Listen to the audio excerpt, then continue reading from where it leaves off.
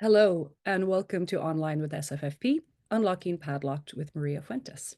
My name is Kathy Rose O'Regan. I am the Executive Director of San Francisco Film Preserve. We are a film preservation focused organization based in San Francisco.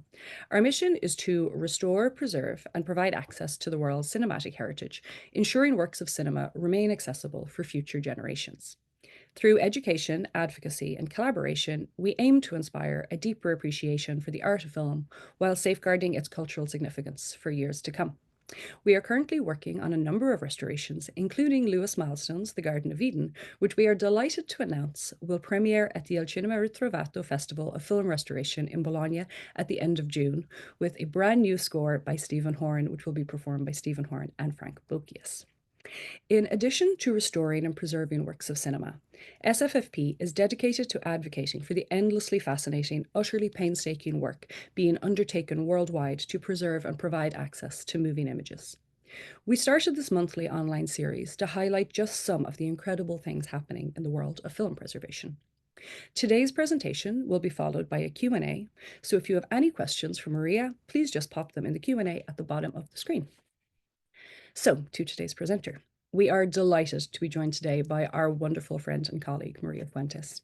Maria is an independent film restorer based in the Netherlands and specializes in digital image restoration. A graduate of the Preservation and Presentation of the Moving Image Master's Program at the University of Amsterdam, she's been involved with several aspects of audiovisual preservation since 2008, analog and digital, from cleaning and repairing films to digitizing videotapes. Maria's presentation will focus on the restoration of Allan Dwan's Padlocked. Presumed lost, as are many of director Allan Dwan's silent films, Padlocked was restored in 2023 by the San Francisco Silent Film Festival and Rodni filmovy archive in Prague, where the only surviving print had lain unnoticed for decades. But what does such a restoration involve in the digital era? In this presentation, Maria will look into this process, its challenges, and the principles that guided Padlock's release from the obscurity of the vaults. So, without further ado, I would like to welcome Maria Fuentes to the screen. Hello, everyone, and thank you, Kathy, for your words, for your presentation, and for having me. I'm really thrilled to have this opportunity to talk about the restoration of Padlocked. I'd like to start by saying that this restoration, as they mostly are, is the result of teamwork. I was lucky to work together with the San Francisco Film Preserve's very own Rob and Kathy, and as always, it was a wonderful, enriching experience. As Kathy already said, Padlocked was restored by the San Francisco Silent Film Festival and the Czech National Film Archive between 2022 and 2023. While obviously it wasn't actually lost, it had lain unnoticed in the Czech vaults for decades. Armed with a list provided by Kevin Brownlow of films that might be in the collection of the Czech archive, Rob found it back in 2016. Being the work of director Allan Dwan, whom Peter Bogdanovich called the last pioneer, and cinematographer James Wong House, it was for sure quite a find.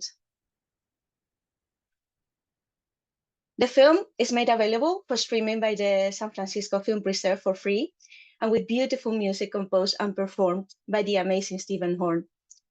I hope you've had the opportunity to watch it, because my presentation might include some spoilers, as one can spoil a film that's almost 100 years old. I'll admit that I'm absolutely not impartial, but I think it's a good film, with a superb cast of young and older actors, from Lois Moran to Noah Beery, Louis Stresser, Douglas Fairbanks Jr. in one of his first roles, Josephine Crowell, or Richard Arlen, among others. Lots of interesting themes, even some drops of comedy, and of course, beautiful cinematography.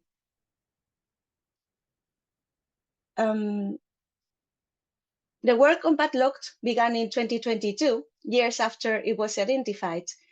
As you all probably know, it's not unusual that these restoration projects take years from beginning to completion. A lot of things need to fall into place, funding being prominent among those. Padlocked was restored thanks to a grant from the National Film Preservation Foundation and the generosity of private donors. Any restoration follows a series of set steps that include, for instance, investigation, search and selection of original materials, digitization, editorial reconstruction, digital image restoration, grading, etc.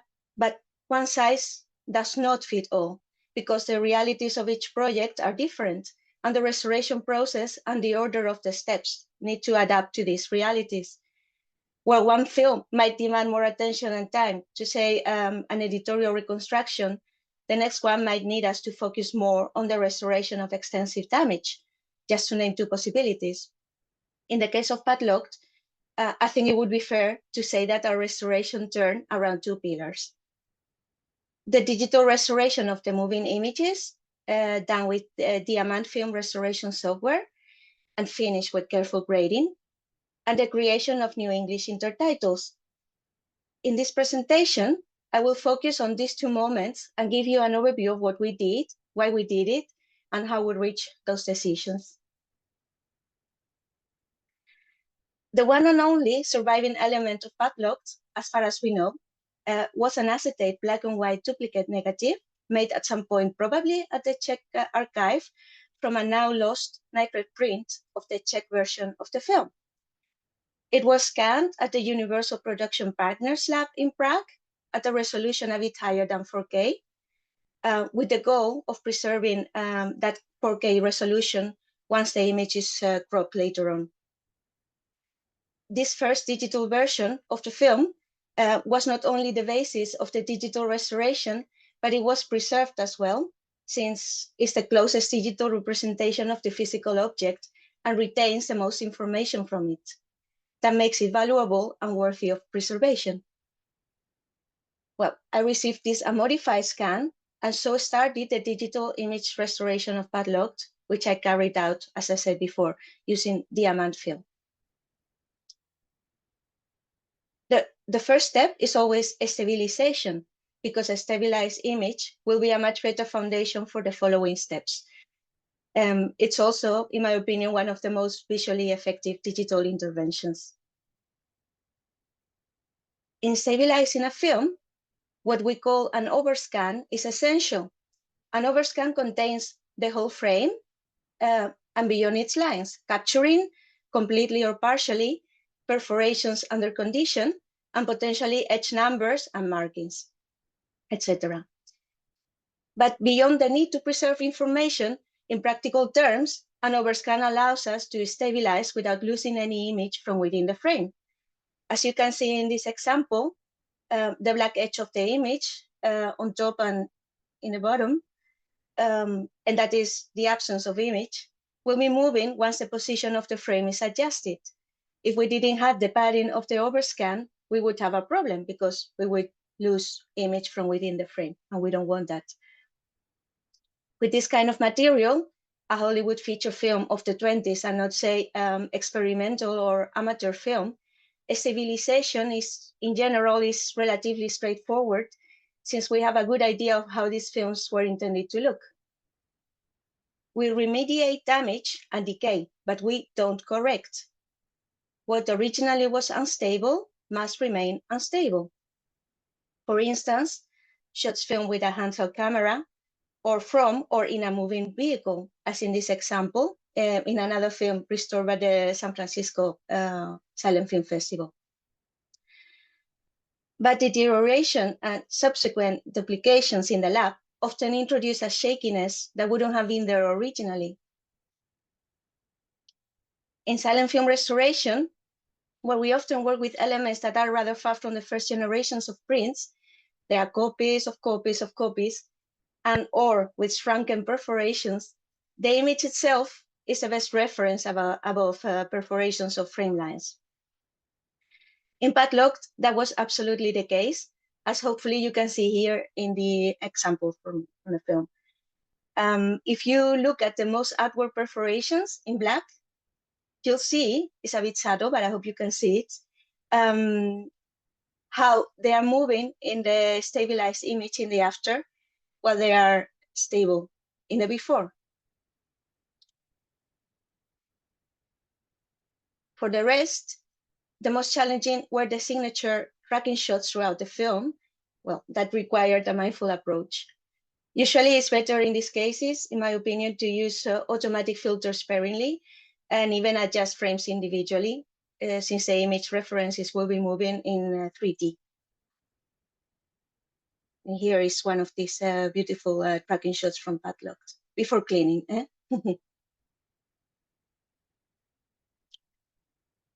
So the next step was cleaning dust specks and blemishes with an automatic filter. The amount that detects and takes care of many of those, unfortunately, along with fast-moving feet, hands, flies, hairs, and so on. In order to distinguish defects from image, the software, and I'm simplifying it a lot, looks for elements that are only present in one frame. That's why many things that move fast and randomly, like smoke, water, leaves, or for instance, shiny fabrics, tend to be erased by mistake. If the settings of the filter are too aggressive as well, we also risk touching the photographic grain, which is another red line. Here you see an example of a disappearing ball in this case. It was in the clip before. If digital film restorers have any commandments, those would be to not introduce any digital artifacts and to respect the grain. And to avoid these pitfalls, the best is to have human eyes control the settings and check the results of automatic operations and adjust and correct as needed, which is exactly what I did here, as I do every time. But not all corrections involve mistakes of the filter. There are some imperfections that we want to keep, even if they are technically not part of the image. First, splices. As explained in the FIAF's digital statement part 3 on the ethics of digital film restoration, you can see the quote here on your screens. Splices should be respected because they are among the characteristics and artifacts of the film's original manufacture, and as such, are a fundamental part of the original object and its physical realities. Besides this, splices can contain important historical and technical information. For instance, in tinted nitrate prints, we find splices every time there is a change of color, because different tints have to be obviously applied separately, and the segments then needed to be spliced back together. They can also be clues and signs of, for instance, special effects techniques, as in this example in Padlocked. If you look closely, you can see splices where the crossfades start and end. So you see it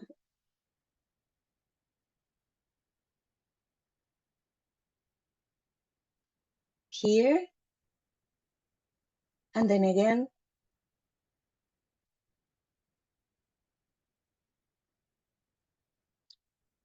And again. Another of those original manufacture marks that we want to keep are the dot lines, also known as string of pearls, which are the result of the film being placed physically on development racks back in the day in the lab. However, while it generally works beautifully, the automatic cleaning filter does make some defects. And anyway, some are just too large or too extensive for it to tackle properly. That's why the last phase of the digital image restoration process is repairing and cleaning individual frames by hands. In Padlocked, apart from regular dirt and a little bit of decomposition, we had these stains that you can see here throughout the film. I'd say they look like glue residue from some kind of tape, but I really couldn't make sense of why they were there. Usually we find this kind of debris at the beginning under of film reels because tape was used to secure them often. But this wasn't the case here. They were everywhere. So who knows? And they are also in the very center of the frame. Here you can see another example. What we did find at the end of the reels were cue marks that were signals for projectionists of the past that a real change was coming when projecting the film. While they are marks of the physical history of the film element, it can also be argued that they were not a part of the original manufacturing. Therefore, it's acceptable to both keep them or repair them. And in this case, we decided to repair them. There's another example. In general, our goal is to eliminate what disturbs the eye, what breaks the visual flow of the film, but always within the ethical parameters so clearly expressed, for instance, in the third part of the FIAF's digital statement that we saw before. The biggest risk when undertaking manual repair and cleaning is actually doing too much. First, it wouldn't be ethically and aesthetically advisable. We don't want to erase the nature, history, and age of the materials we work with. Second, it would be also a problem for budgets and deadlines because one could go on forever finding increasingly smaller specs to clean. And so we really have to prioritize, and we have to strike a balance between authenticity and visual enjoyment, but always within the boundaries of ethics. Grading is a crucial part of film restoration. It was in the analog era, and it remains so in the digital age. Grading consists in adjusting the attributes of the image, such as color, contrast, luminance, etc.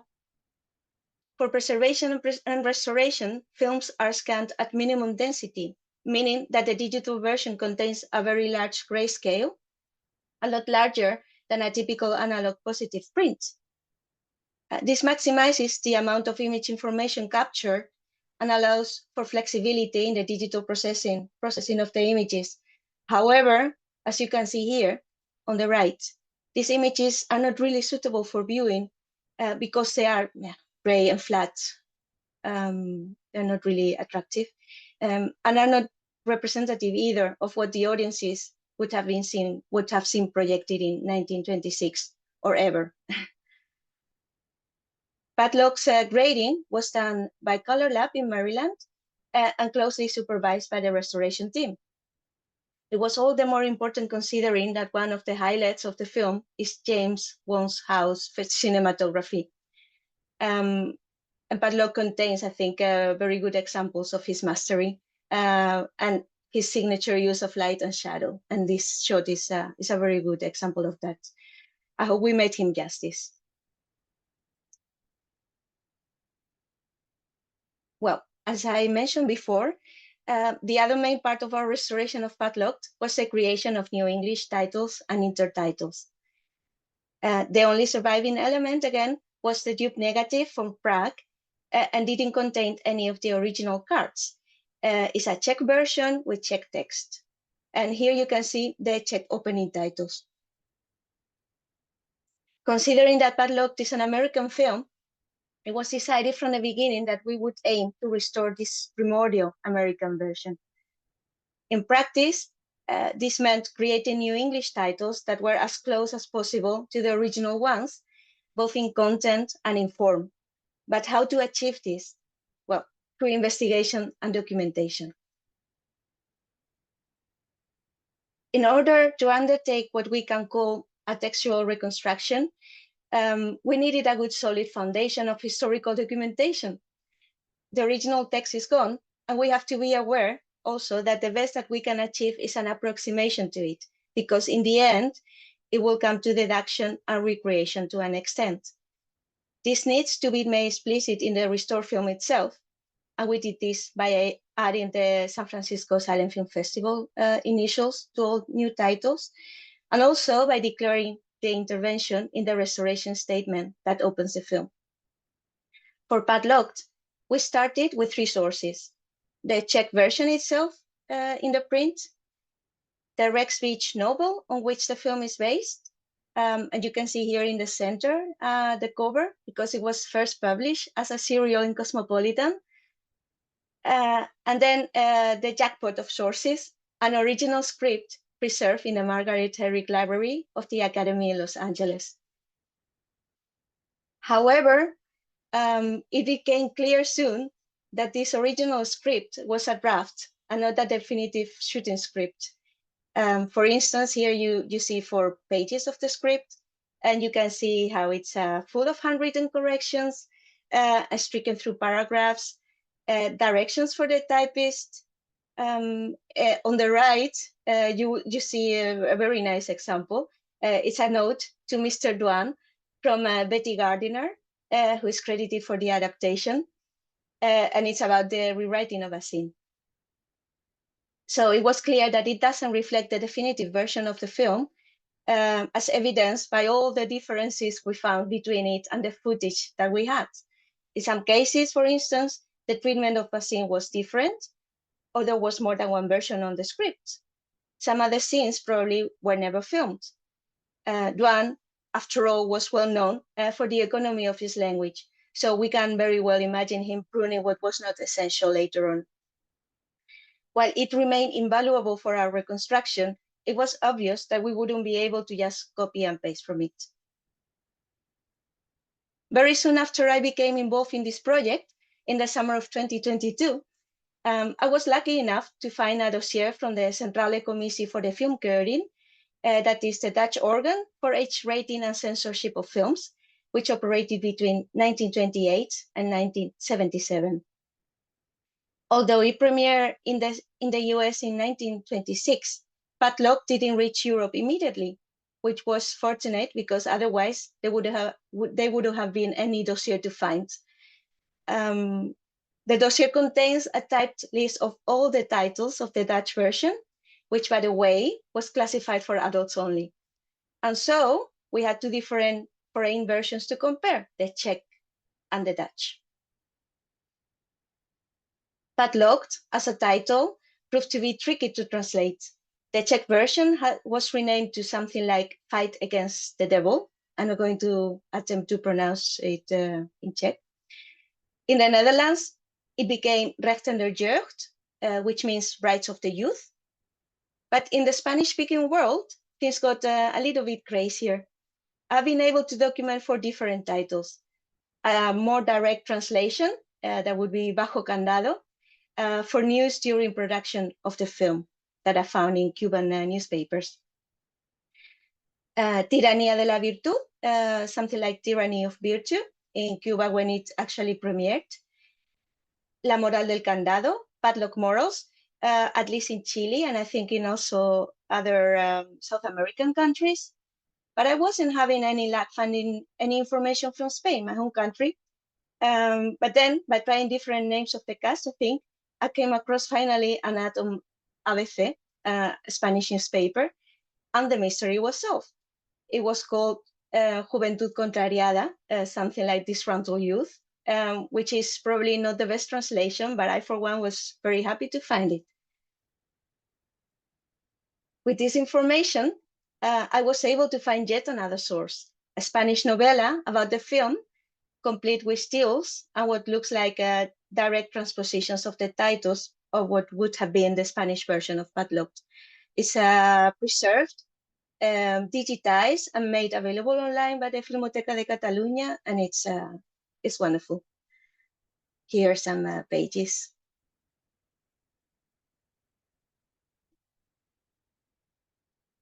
Well, we structure all this information in a detailed shot list of which you see here a fragment, that we kept updating with any new findings and even with the decisions we were making. And with all this, and based on all the information, I wrote a first version of the new text, appear here on the right of your screens, suggested final text. It was at this point that Sarah Southing, a most talented and patient independent designer from the UK, started with what we can call graphic reconstruction of the titles. This, of course, was also based on historical documentation and contemporary references.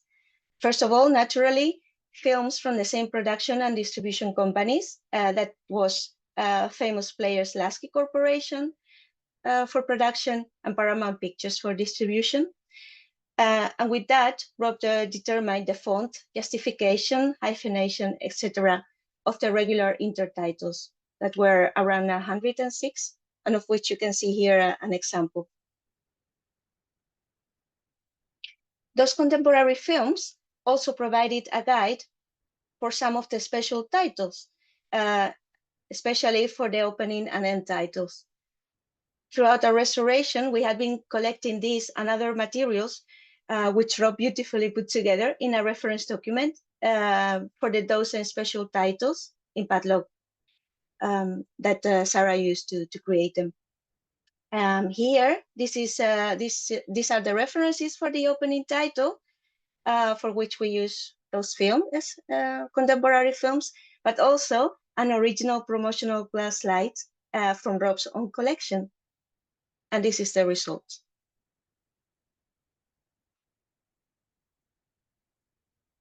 We could also extract some graphic references from the film itself, like this cabaret view.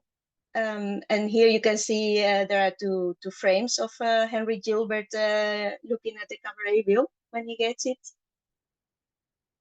And with that, Sarah was able to make this. Another example of this is the sticker on Edith's hopeless chest that also appears in the film. We also use historical documents, as in the reference for the telegram. And here you see the reference page and the results. Once we had the first version of all the titles, I edited them in place, and so began an exhaustive review process of each and every detail of the montage and the titles, including content, form, any typos, duration of screen of all the titles. Kathy, Rob, and I discussed, rewrote, and refined. And at later stages, we also showed the film to other people outside of the restoration team, because fresh eyes are invaluable. Honestly, after looking at a film for months on end, one loses perspective and misses the proverbial forest for the trees, or at least I do. Well, I'm going to show you some of my favorite examples of these discussions that we had. Now, we can start with the name of one of the main characters, cunning millionaire Herman. In Rex Beach's novel, he was Jesse Herman. It's a bit left to right, the examples I'm going to mention. In the original script draft, he was also Jesse. In the Czech version, he became suddenly Arnold. But in the AFI catalog, he's listed still as Monty. Which way to go? The doubt began to clear when we found a contemporary review on Variety where he is also Monty, which perhaps was the source of the AFI catalog entry. And then finally, both the Dutch and the Spanish versions agree on Monty, which I reckon would be a most improbable choice for Dutch or Spanish translators if it hadn't been in the English original. It would seem logical a priori to favor the original script above the other sources, but we know it wasn't definitive. And when two or all three of the foreign versions match, I think we have a very reliable reflection of what the American original would have been in its final form. Another example, Doc Galloway's transformation is signaled in a terce after the honeymoon in the original script. However, all three foreign versions elaborate more, and all three mention that Edith, 1, has been put away, 2, that the honeymoon is over, and 3, that Belle has turned worldly. So we ended up phrasing it, after Edith was placed in safe hands and the honeymoon was over, the second Mrs. Gilbert blossomed into a woman of the world. But we didn't only use these direct, obvious sources, because one never knows where a significant piece of information might pop up. For instance, in The Parades Gone By, Dwan tells Brownlow that he liked using literary fragments to express things. We supported the inclusion of the Thackeray opening quote that was only present in the Dutch and Spanish versions. But my favorite example of this is Henry's statement when he's taking Edith away from Herman. We went for, I'm taking her to freedom. Why? It does sound awkward. There was no corresponding text in the original script, so that was out, but all three foreign versions match quite well, but with a slightly different phrasing of his intention to free Edith. Here you can see the text. Now, the deciding factor was a contemporary review published on the New York Times in the screen section on 2nd of August 1926. That's when Padlocked premiered. Now, this exact title, the only one directly reflected in the review, must have made quite an impression, though I don't think it was a good one. Well, here you can see a little comparison of the before and after. It's not the best image quality, but I hope you can get an idea. It contains also some special title, a special title, and some regular titles, I think, apart from image. But yeah, up until now, I've been talking about what we did, but the things that we didn't do are at least as important.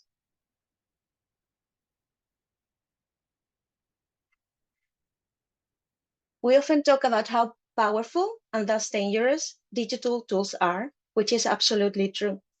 But digital tools also have their limitations, and we have an excellent example in Padlocked. If you have seen the film, probably you have noticed a white line at the top of the frame.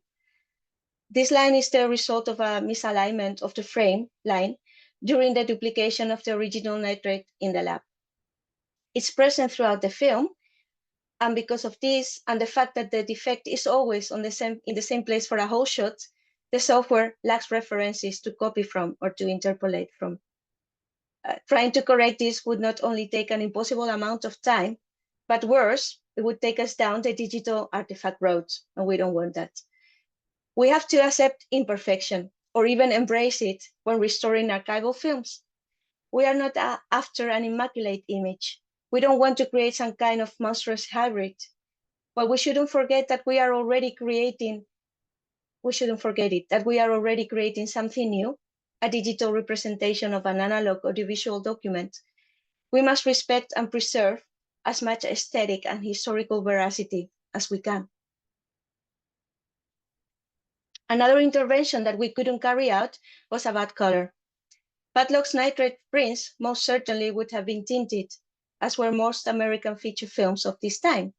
However, there is no nitrate print left, only a duplicate made much later in black and white, and done without any documentation of the original tints. And this was a common practice for many years in film archives, and one of the reasons why the colors of the silent era were forgotten for a while. However, there are always exceptions, and sometimes color was documented in this duplicate. Here, you can see an example of a duplicate black and white negative made from a nitrate print, just like a Padlocked, where the tints were recorded in a most effective way, though a bit primitive. This is also a teaser for another restoration that we are finishing right now, Black Lightning with Clara Bow. You shouldn't miss it. Finally, we also refrained from adding anything like explanatory cards referring to lost scenes. One of those that you can see on your screens, it was a sequence in a golf course. It's in the original script on the top left. In the budget and in the shooting schedule, all of these materials come from the Margaret Herrick Library. And we even have production stills. However, it's not in any of the foreign versions or mentioned in any contemporary reviews. It's very possible that was eliminated from the final montage. Again, Dwan and his economy of language. And in the end, actually, it doesn't contain any essential information, nor its absence makes the narration less clear. Another lost sequence that probably was in the American original release, but now it's gone, is a second dance number at the cabaret.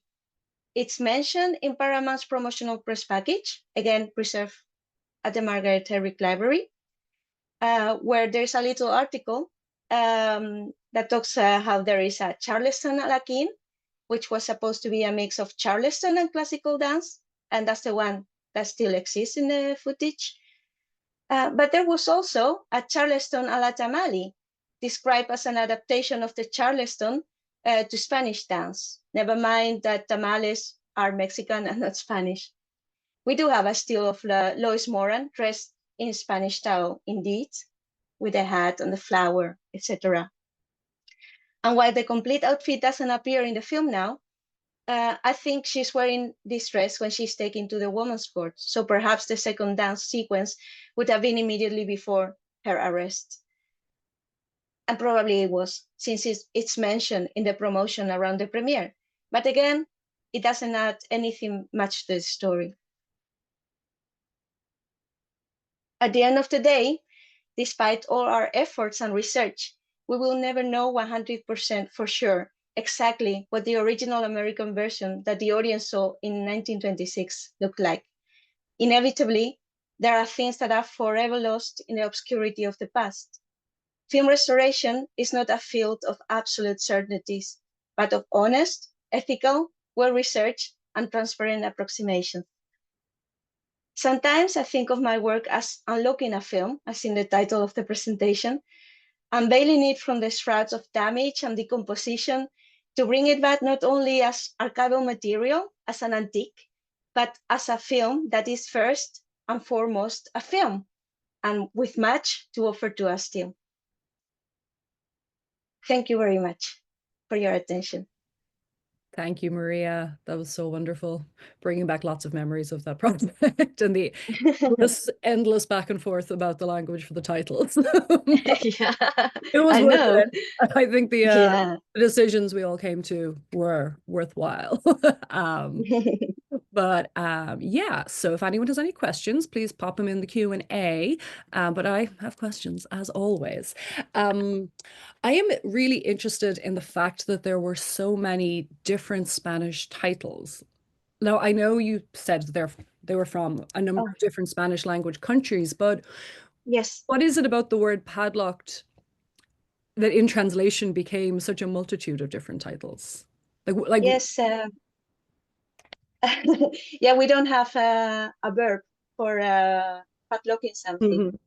Es poner bajo candado or poner un candado, like put a padlock on something. We don't have the verb padlock.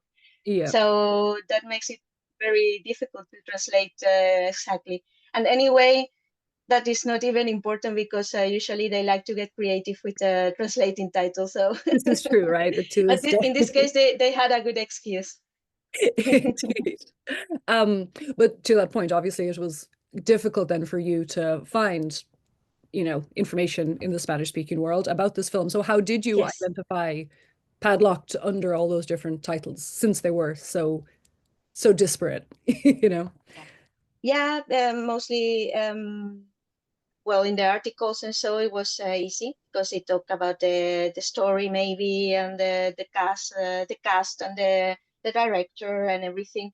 And some of I think I found the Spanish title from in Spain in a like in a little ad for what's being shown in the cinemas, cartelera.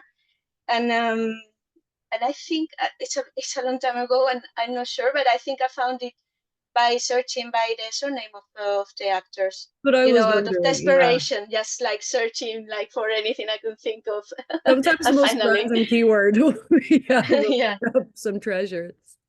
Yeah, yeah. it's endlessly interesting to me. But I mean, you were lucky that you were so multilingual that you're able to research in many more languages than I can. Well, not Czech.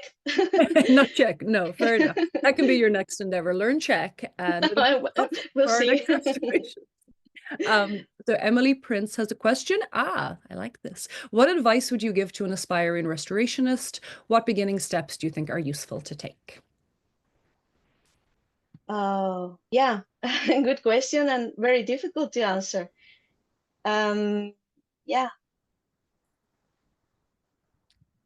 I don't know. So yeah, I think watch and see as much as you can. Also, because I would say that learning at least Diamant, the digital image restoration, learning the software is not that complicated, but what's really difficult, I think, is training your eyes. It's Absolutely. learning to see and know what you're seeing and what you can do about it, and if you should do something about it or not, etc. Or if you are not introducing it, or so probably watch a lot and yeah, and Yeah. keep at it. I mean, the only way to train your eye is to really immerse yourself and learn what you're looking for, I think. Yes, yeah, Um, Now, obviously, and both you and I restoring and using the went to film. software. That's Yeah, yeah, exactly. sorry. Um, yeah, but there are a number of great schools, including the ones that both of Oh, us of course, do. of course. Obviously, that's not an option for everyone. I mean, I would say, yeah, if Emily, if you live somewhere close to a film archive, see if there's internship or volunteering possibilities, even just to get some handling experience is always beneficial. But yeah, there's multiple routes into this world. Yeah, absolutely. Indeed. And schools are the best ones, I think, Yeah. to start with. As regards using Diamant, I mean, we both obviously use Diamant on a pretty regular basis, but you have been doing much longer than I have, and you have such a trained eye. It's kind of incredible. But what do you find most challenging in like a film that is in bad condition? Is there like an aspect that you really not struggle with, but that you find, yeah, maybe most challenging when you're trying? Yeah, um, yeah, I think it can get a bit monotonous, the work with Diamant, but fortunately, each film has a different challenge. So, and actually, um, you can never completely predict what the filter is going to do. It's going to react with the film. So yeah, it's the challenge, but it's also the fun part when you come across things and try to find a solution. And then, of course, assessing if the solution is not worse than the problem, and when to stop. As I said, we have to accept imperfection.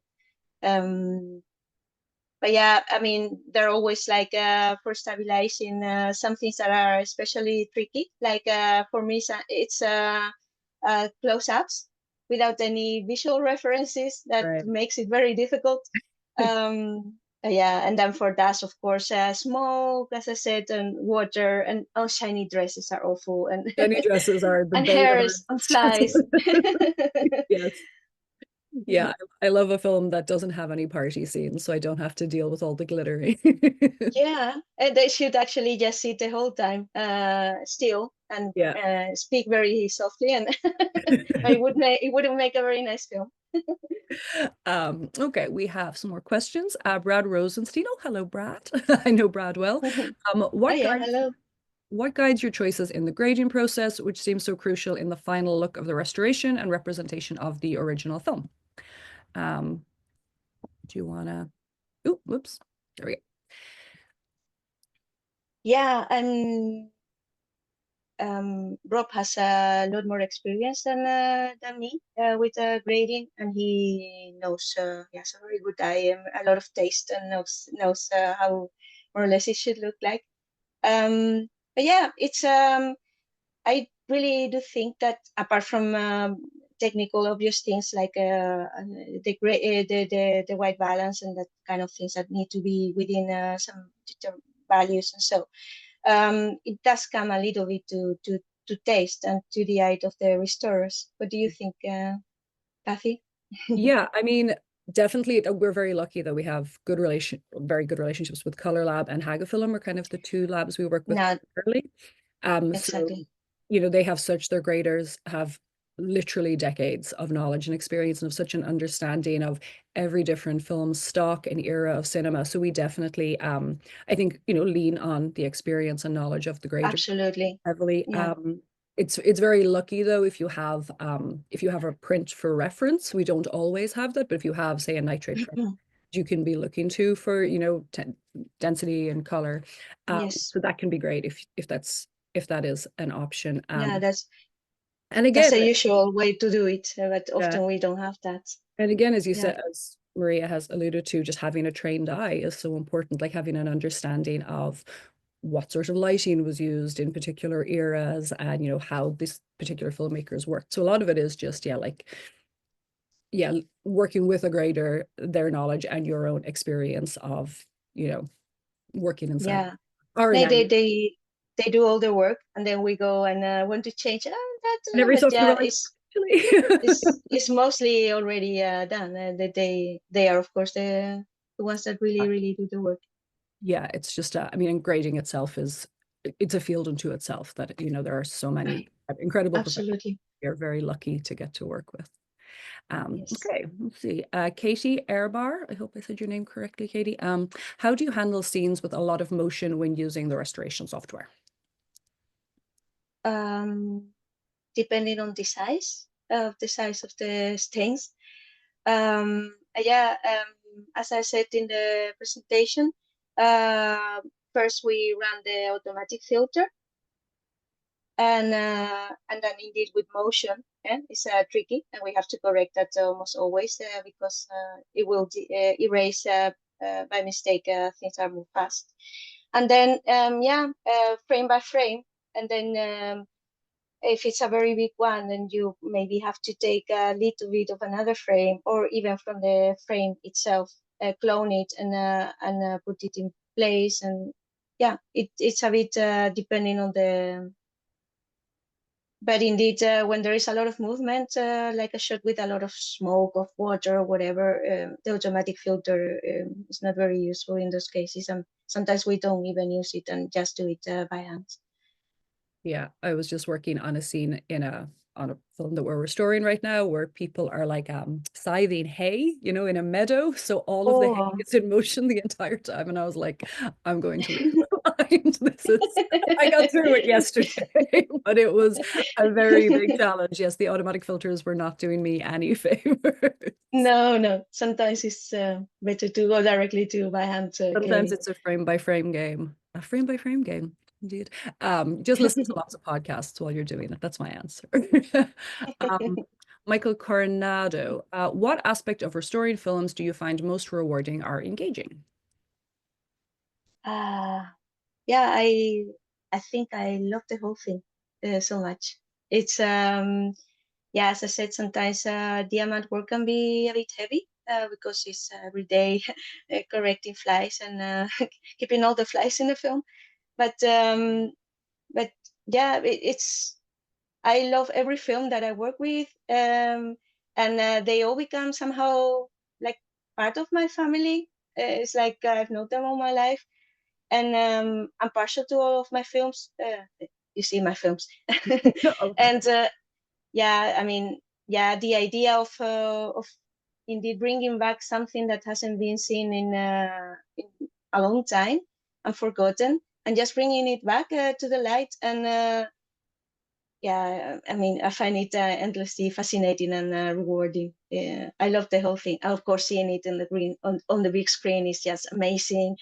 And yeah, also those moments where you find this little bit of information in a review from the New York Times, or you finally find the title in Spain, or yeah, or you manage to clean very nicely a big hole in the center of the frame. Yeah. I mean, I really like the whole thing a lot. Yeah, it feels like a magic trick sometimes, I think, when you can repair something that looked so so Yeah. terrible. Yeah, it's nice. Yeah. Yeah, I have to Um, call my family and let them see it. Oh, okay. They don't care that much, but Look what I it's did. just, No, I I need do to that show too. it. I call my husband over. I'm like, hey, look what I did. He's like, okay, I'm working. Yes. Um, I'd like to the satisfaction of seeing something on the big screen. I love that. Well, I find it a little stressful to watch a film I've restored, It but it is is. also very satisfying. Um, Yes. but do you ever have the experience after working on something for so very many months that then you watch it on the big screen? And do you ever notice something in the film you didn't notice before? Because sometimes I will notice like a joke that I hadn't noticed before because I think when you're Oh, restoring, that. you're looking at something in such a different way. I'm not looking at content, Yes. I'm looking at the image, you know? I know. Yeah, I haven't had that so far as in the screening, but indeed in the middle of the process, maybe when I'm finally cleaning the dust, or oh, that's why that It's or I don't so even register the content of the title sometimes. It's like, oh, he says that. Oh, wow.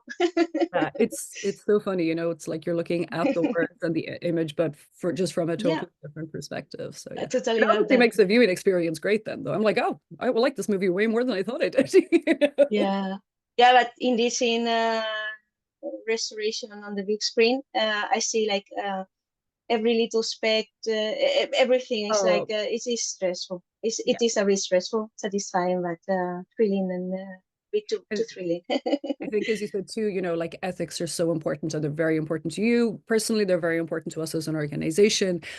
But then because of that, you know, we only intercede so far, you know. So there's always going to be the things that you look at and you're like, oh, maybe I could have gone a little further, or oh, that like that scratch, you know, we didn't remove for ethical reasons, but then you're like annoyed to see it. It's So it's yeah, it but isn't just it's the word. also yeah. We also I see a lot more than I see by other films. I don't. I mean, if I see a scratch in another film, I find it Oh, that's perfectly so good. fine. It would But then if never. it's yeah, it's different. Well, they become, as you said, it feels like it's your baby, you know. It's like, Absolutely. and there is the responsibility. I think, you know, you want to do justice to this work that was created by people 100 years ago. So you want to make sure that your hand isn't seen. It's so Yes. Yeah. important. Okay, we're getting close to the end of time, but there are a few quick more questions. Let me see. Stephen Hill, are there any new or recent advancements in digital restoration tools that interest you? Um, well, AI is very much talked about lately, It's talked but about. I have to say that for film restoration is not lately because since I started working in audiovisual preservation or started getting studying it, it's like everybody's obsessed with using automatic processes instead of people. And AI is just another of those moments in which so yeah, I'm not a big fan of it, of course, because that's what I do.